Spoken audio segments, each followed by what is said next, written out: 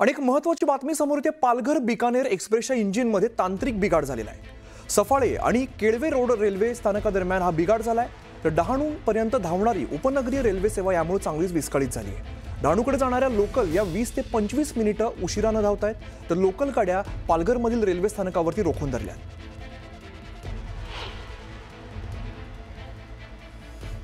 बिकानेर एक्सप्रेसच्या इंजिनमध्ये तांत्रिक बिघाड झाल्याची माहिती समोर येते आणि यामुळे रेल्वे सेवा जी आहे ती विस्कळीत झाल्याचं दिसतंय। डहाणूकडे जाणाऱ्या लोकल या 20 ते 25 मिनिटं उशिराने धावत आहेत, तर ज्या लोकल गाड्या त्या पालघरमधील रेल्वे स्थानकावरती रोखून धरलेल्या आहेत। सफाळे आणि केळवे रोड रेल्वे स्थानकादरम्यान हा बिघाड झालेला आहे।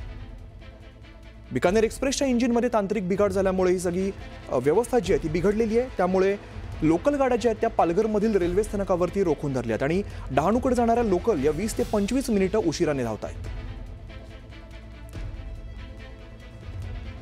राहुल पाटील आमचे प्रतिनिधी अधिकची माहिती देतात। राहुल, हा नेमका तांत्रिक बिघाड कधी झालाय आणि कधीपर्यंत ही जी सगळी समस्या आहे ती सुटेल?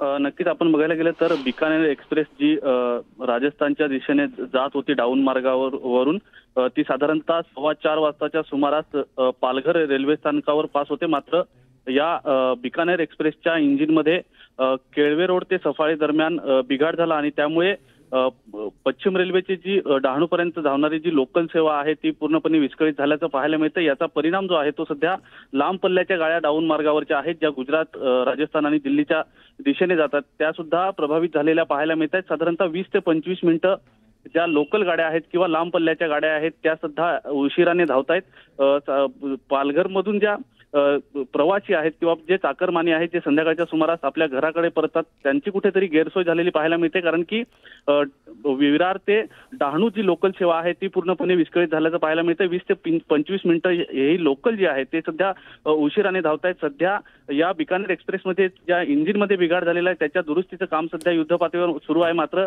ही वाहतूक जी आहे ती कधीपर्यंत सुरळीत होईल हे अजूनही स्पष्ट झालेलं नाहीये।